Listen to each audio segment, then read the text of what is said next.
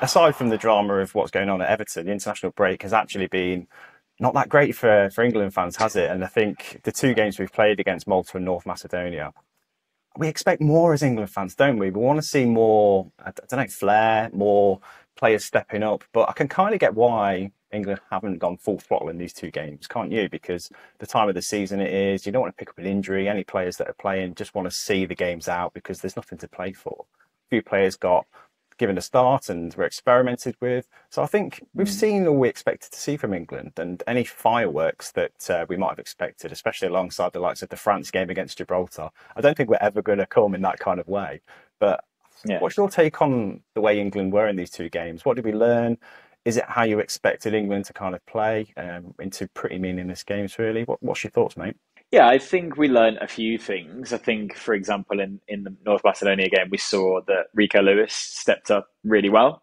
I think the penalty decision against him was obviously quite harsh, but this is a player that obviously has a massive future with England, and we're really uncertain in that left back position. Now, we all imagine that Luke Shaw will be back for the Euros and playing very well. I think there's a chance that he's even back this weekend, from what I've heard. So it'd be good to see his reintroduction. But Rico Lewis obviously was probably the real winner of the break. Generally speaking, I don't really know what you expected from this international break, because I feel like it's a lose-lose situation for Southgate.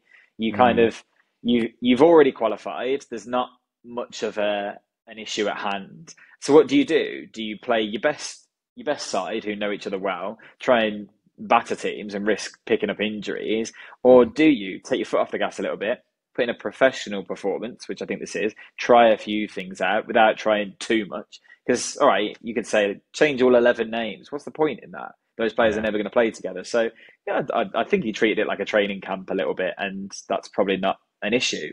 I think if you remember when we went into the World Cup last year, we had a couple of games just before that where people were panicking, and that Nations League performance where all of a sudden it was Yeah. England have fallen apart. We did fairly well at the World Cup, I think. I don't think anyone remembered those fixtures when we were underway in the tournament. So yeah, I wouldn't panic by anything from this by any stretch. No, I've seen a few overreactions to people saying that Southgate is just not suitable for the role anymore. I think that all comes down to how we play in the Euros. To be fair, we're there, aren't we? We're unbeaten in this calendar year, which is quite rare for England too. Yeah, I think it's only the fourth year that's ever happened.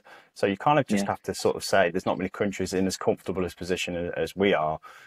So I think we've earned the right to kind of experiment. Southgate has to an extent, and I think yeah, the experiment's paid off. You're right. Rico Lewis was an eye opener. Obviously, Cole Palmer earned his opportunity as well. I thought he acquitted himself mm, really well. Even Jack Grealish at the minute feels like an experiment because he doesn't get much game time. But one thing I want to yeah, ask you about is Ollie Watkins and his impact yeah. for England. It's a difficult one for him. He was quite isolated, wasn't he? Yeah, he was, and that's not really how you want to see Watkins play. And I don't think his chances of playing at the Euros will hang on this fixture by any reasonable kind of thinking. And his form in the league is really what's going to dictate who's the backup to Mm. Kane. And it's such a difficult job. We saw this at Spurs for so many years. Being the person who knows you're not going to start unless Harry Kane's injured, well, you're only going to get the odd opportunity here and there, and being expected to pick up the full pace of a whole team in those moments is really hard. He's consistently Aston Villa's main man, so of course he has time to build up his form, play his way into the team, and get those connections. He hasn't really had that at England, so can you judge much on 60 minutes against North Macedonia? Well, no, of course you can't. It'll be interesting to see whether he's done enough in the training sessions to really Mm. cement his place in the squad, because obviously we know Ivan Toney's due back. Callum Wilson's injured at the moment, but who knows where he'll find himself. Even Calvert Lewin's been in better form. So that understudy role is still there. I think it's Watkins for now. I Yeah. can't see why not. I don't think that this game does anything to detract from that. I just wish he'd had a bit more of an opportunity and perhaps play the first game as well. And then we might have seen a bit more of a settled performance in the second.